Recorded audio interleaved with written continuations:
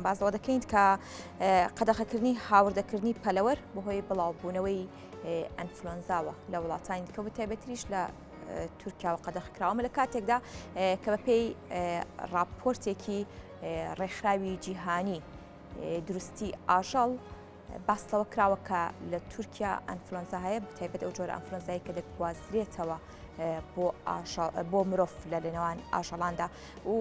ئەمەش وای کردووە کە حکوومەتی عێراقیش پابند بێ بەوەی کە نووسراوێک بنووسرێت داوا لەوە بکرێت کە لە تورکیاوە مریشک هاوردەی عێراق نەکرێت و هەرێمی کوردستانیش وەزارەتی کوشتوکاڵ داوای کردووە کە مریشک ڕوانی هەرێمی کوردستان نەکرێت لە تورکیاوە ئەمە لە کاتێکدایە کە با بڵێن حکومەت یاخود لەسەر بەرزەکانەوە بەم بڕیارە پابندنین و هەتا ئەم کاتەش مریشک دەێنرێتە هەرێمی کوردستان و کامەش ڕەنگە کاریگەری هەم تەندروستی هەم ئابووری بەدوا خۆی دابێنێت تایبەت بەم بابەتە دکتۆر نەوشیروان ساڵح دەلۆیی وتەبێژی سندیکای پزیشکانی ڤێتەنەری کوردستان مەکتەبی سکرتاریەت لە ستودیۆی بەیانی کوردستانی نوێزمیانە دکتۆر سپاس بۆ ئامادەبوونیت بەخێر هاتی زۆر سپاس بەڵێ دیارە بەپێی ئەو نووسراوانەی کە هەیە بەپێی ئەو راپۆرتانەی هەیە کە لەلایەن ڕێکخراوی تەندروستی یاخود ڕێکخراوی جیهانی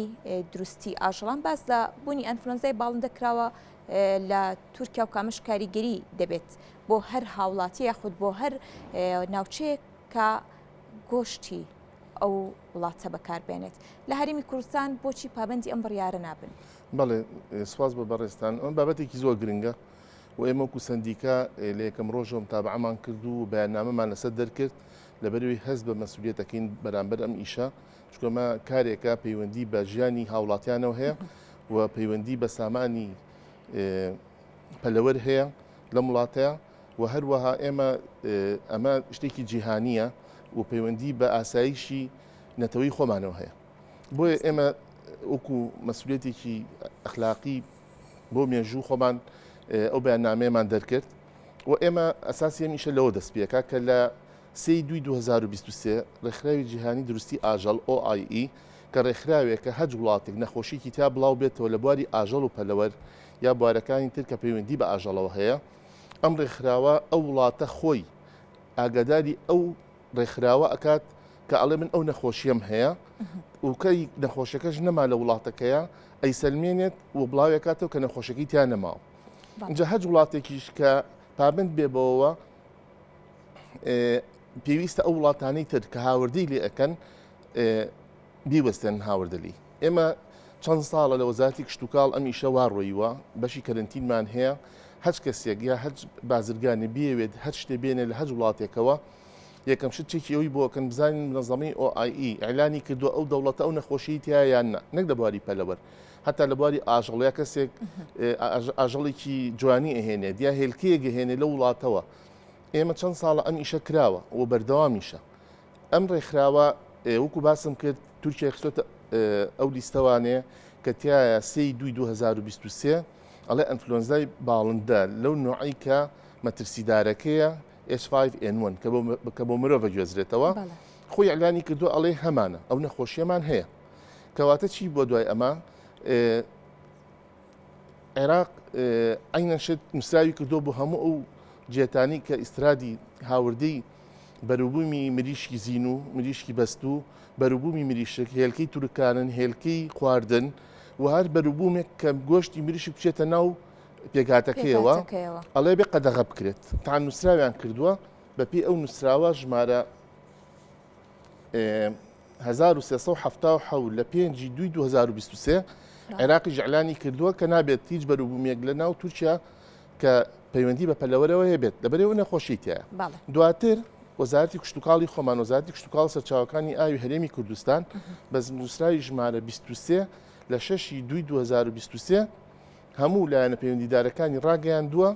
کە نابێت هیچ بەروبوومێکی پەلەوەر لە وڵاتی تورکیاوە بێت تا و کاتی تورکیا ئەستۆپاکی خۆی دەرەکات کە ئەو نەخۆشی تیان نەماوە بەڵام لێرە کێشەکە لەکوێیە بەداخەوە کە بەڕێوەبەرایەتی گشتی گومرگ کتابێکی کردووە بروسکەیە تەڵعەن لە حوتی دوایە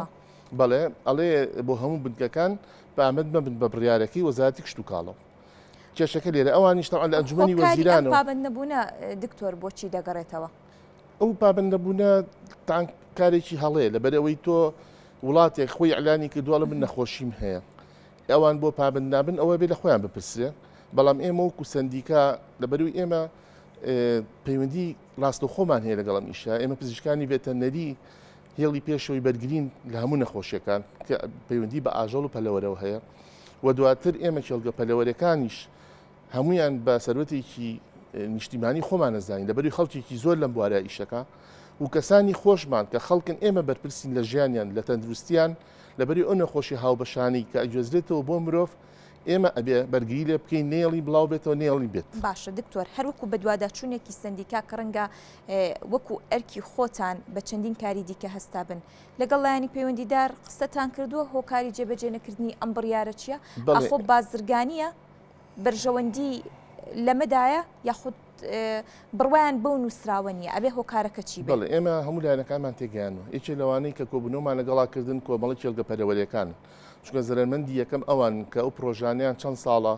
تاخسۆتە سەرقاچی خۆی ئێستا وای لێ هاتۆ خۆشبەختانە ئێمە پێویستمان بە هاوردەکردنی مریشک نییە لەبەروی ئێمە کوردستان ئەو کێڵگانەی کە هەمانە ئەگەر بە تاقی کامل ئیشکا بەشی عێراقی ژەکانێک بە شێریمی کوردستان لەبەروی کێڵگی پەلەوەری زۆر چاکمان هەیە و خەڵکەکە شارەزا بووە و پزیشکی ڤێتەرنەری و کارمەندی ڤێتەرنەری و ئەندازیاری کشت و کاڵی بواری سامانی ئاژەڵی زۆر چاکمان هەیە کە ئێستا پرۆژەکانی خۆمان بین بەڕێوە و هەروە ئێمە کارگی ئالیکی خۆمان هەیە مەفقەسمان هەیە کە جوچک هەڵێنێت پرۆژەی دایکانەمان هەیە لەبەرەوە ئێمە هەستمان بۆ مەترسیە کردووە کە ئێمە ساڵی 2005 کۆتایی 2005 بیدایەتی 2006 ئەنفلۆنزای باڵندەکە بڵاو بۆوانێ هەموو کەس ئاگادارە لەوە کە چی خەتەریاتێکی دروست کرد لەسەر خەڵک ژیانی خەڵکی خستە مەترسیەوە دوای ئەوە هەموو چۆنەڵی باری ئابووری خاوەن پرۆژەکانی خستە سەر سفر زەرێکی گەورەی لێیە لەبەرەوە ئەمە شتێکی گاڵتە نییە ئەمە پەیوەندی هەیە بە ژیانی هەموو کەسێکەوە بۆیە ئێمە لە ڕوانگی ئەوە هەستمان مەسئولیت کرد یەکەم کەس بووین کە هاتین لەگەڵ کۆمەڵەکە کۆبووینەوە وتوان ئێوە پێشنیارتان چییە ناقەشەمان کرد دوای ئەم بەیاننامەیەمان دەکرد ئێمە وەکو خۆمان دواتر لەگەڵ وەزارەتی کشت و کاڵ لەگەڵ ڕاوێژکاری وەزارەتی کشت و کاڵ ئێمە قسەمان کردووە پێمان وتون کە ئێمە هەڵوێستمان هەیە لەسەر ئەم ئیشە و داواکارین یعنی حکومەتی هەرێم ئەنجومەنی وەزیران کە بە بروسکەیەک ئەم ئیشی ڕاگرتووە بێتە سەرخەد و هەست بەم مەسئولیت و خەتەریاتی ئەم نەخۆشیە بکات کە خوا نەخواستە بێتە لای ئێمە بەڕاستی زۆر مەترسیدارە بێت. بەڵێ دکتۆر جگەلەوەی کە ئەم نەخۆشیە لە ڕووی بابلین تەندروستیەوە مەترسێکی زۆر لەسەر ژیانی هاوڵاتیان دروست دەکات ئەگەر بین باز لەلایەنە ئابوووریەکەش بکەین چ کاریگەریەکی نەرێنی لەسەر ئابووری هەرمی کوردستان دروست دەکات گەر خوا نەخواستە بۆ کاری هاوردەکردنی ئەو مریشکانە نەخۆشیەکە بڵاو بۆیەوە. بەڵێ ئێمە هیوادارین شکوت تا ئێستا نیمانە و ئیشەڵا ناژبێت و بۆیە ئەم قسانەش لە پێشەوە ئەکەین بۆی ڕوونەیە کە کارەسات ڕوویات بەرگریکردن دی ئاسان نییە چکۆمە ڤایرۆسە و ئێمە پێشتر تەجروبەیەکی ناخۆشمان هەیە لەگەڵ ئەم ئیشەیە ئەوە بوو کە ئێمە هەچی پەلەوەرمان هەیە بە پەلەوەر خۆماڵەکانەوە بە پەلەوەری جوانیشەوە خەڵکە هات لە ناوێ بەس بۆی ماڵەکەی سەلامەت بێ نەخۆشیەکەی بۆ نەچێت نامانوێ ئەو تەجروبێ دووبارە بێتەوە بۆیە ئێستا دەستمان پێ کردووە ئەم نەخۆشیە نەخۆشیی ڤایرۆسیە خاستن H5N1 کە بۆ مرۆڤیش گوێزرێتەوە لە ڕووی ئابووریەوانێ خەتەریاتەکەی لەوایە کە ئێمە جگە لەوەی کە خۆمان خەڵک ناتوانێت ئەو کاتە پەلەوەر بخوا گۆشتی پەلەوەر بخوا کەسیش نییە لێمان وەرگێ هیچ وڵاتی لێمان وەرناگرێت ئەو کاتەکە بمانوی هاوردەیکن هەناردەیکن بۆ دەرەوە و ئێمە چینە ئەو لیستانەوە کە ئەبین بە وڵاتێک یعنی چۆنەڵی هەموو کەس حەزەرمان لێەکان ناتوانین هیچ نوعا تەعاملێکی تجاریان لەگەڵا بکەین ئەمە لە ڕووی ئەوە لە ڕووی دووەموانێ بۆ خەڵکی خۆمان یعنی خەڵکەکەی خۆمان خۆ دەزانین چەند ساڵە جیرۆدی دەستی کۆرۆنا بووە ئێستاش بەرگی ئەوە ناگرێت جارێکی تر ئێمە دانیشین ئەنفلۆنزای باڵندە بڵاو بێتەوە دوور بێ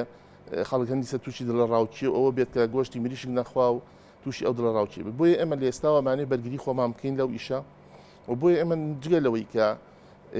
ئەمانوێت کە ئەو یاسایە وەکو چۆن بڕیاری وەزارەتی کشت و کاڵ جێبەجێ بکرێ بەسەر هەموو لایەنەکانە وەزارەتی تەندروستیش پێویستە بێت سەرخەت و ئاگەی لەم مۆزعە بێت و وەزارەتی دارایی چونکە بەڕاوەتی گشتی گومرگسە بە وەزارەتی داراییە و هەروە حکومەت پێویستە لە نزیکەوە مراقبی ئەم نەخۆشیە بکات ئێمە بەوەی کە ئێمە مختبراتی زۆر باشمان هەیە دکتۆری زۆر باشمان هەیە کە جاران ئەنێرا بۆ ئوردون و بۆ میسر و بۆ بەغا بۆ فەحز ئێستا پێویستمان بەوە نییە چکە مختبراتی خۆمان تاقیەکانمان لەو پەڕی کوالیتی بەرزیان لە ڕووی ئامێرەوە لە ڕووی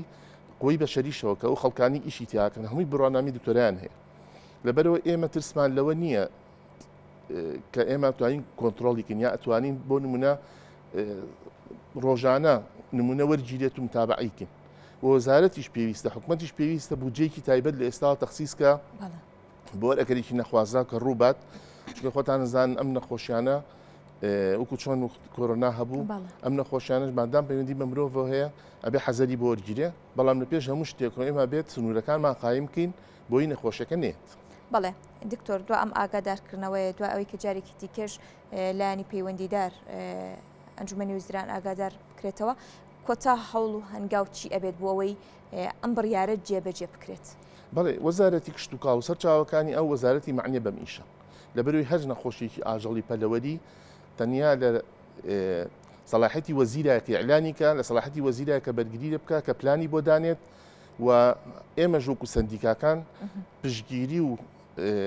هاوخەمی خۆمانین لەگەڵ ئەو ئیشەیە یعنی پشتگیری تەواوی وەزارەتی کشت و کاڵەکەین بۆی کە ئەم ئیشە سەر بگرێت و نێڵین بە هیچ شێوەیەک هاوردە بکرێت بەروبوومی پەلەوەری لە تورکیا. بەڵێ دکتۆر وەکو سندیکا هەوڵ و هەنگاوەکانتان پەیامی خۆتان چی دەبێت؟ بەڵێ ئێمە سندیکە ڕێکخراوێکی پیشەی سربەخۆین هەوڵین بۆ کارکردن بۆ ئەندامەکانمان بۆ خزمەتکردنی بواری ڤێتەرنەری و ئێمە هاوپیشەکانمان زۆربیان هەمویان تاوان خلیجی کۆلێجی پزیشکی ڤێتەرنەرین و زۆر بەشیان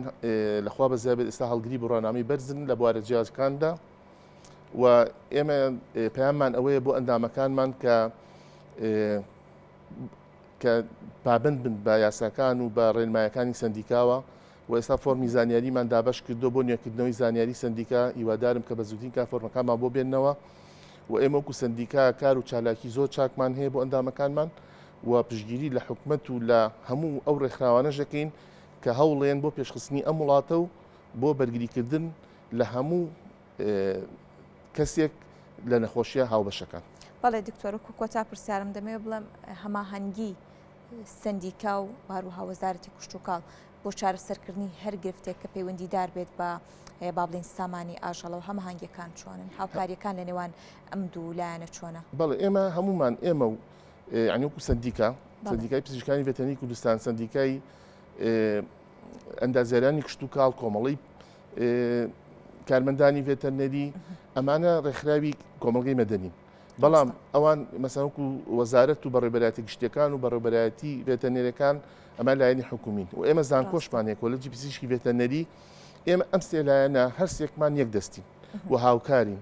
و نمونەش زیینوو بۆ ئەوە کە ئێمە ئەو ماوەی تقریبا 3 هەفتەیە خولمان کردوتەوانێ بۆ شیاندن بۆ ئەوانەی کە ئەیانوێت لە کەتی تایبەتە ئیشکەن بەو سێ لایەنە کردومانە یعنی کەواتە ئێمە هەمومان هاودەستین یەکڕاین یەکدەست ئیشەکەین بۆ پێشخستنی بواری ڤێتەرنەری بۆ پێشخستنی وڵاتەکەمان بۆ خزمەتکردنی خەڵکی خۆمان بۆ خزمەتکردنی بواری سامانی ئاژەڵ بۆ پێشخستنی بۆ ئەوەی کە ئێمە بتوانین بەروبوومێکی ساخ پێشکەشی هاوڵاتیان کرد و بۆ معلوماتیش ئێستا منەمێ ئەوە بخەمە ڕوو بەرهەمی خۆمان لە هەموو بەرهەمە باشترە لە هەموو ڕوویەکەوە چ بەرهەمی گۆشتمان چ بەرهەمی هێلکەمان و بۆ زانیاری بەڕێستان کێڵگە پەلێوەرەکانی ئێمە پرۆتینی نەباتی بەکارهێن ئەوەی کە ڕۆکیە لەبەرەوە تۆ سێری کە هێلکەیەکی خۆمان کە ئەخۆی بۆنی ناخۆش نییە یا مەسەڵەن مریشی خۆمان بە هەمان شێوە بۆیە من دایم ئەمان لە هەوڵی ئەوان کە ئێمە بەروبوومی خۆمان بەکاربێنین. بەڵێ زۆر سپاس بۆ ڕوونکردنەوەکان سپاس بۆ دکتۆر نەوشیروان ساڵح دەلۆی وتەبێژی سندیکای پزیشکانی ڤێتەرنەری کوردستان مەکتەبی سکرتاریەت سپاس بۆ ڕوونکردنەوەکان بە خێراتی.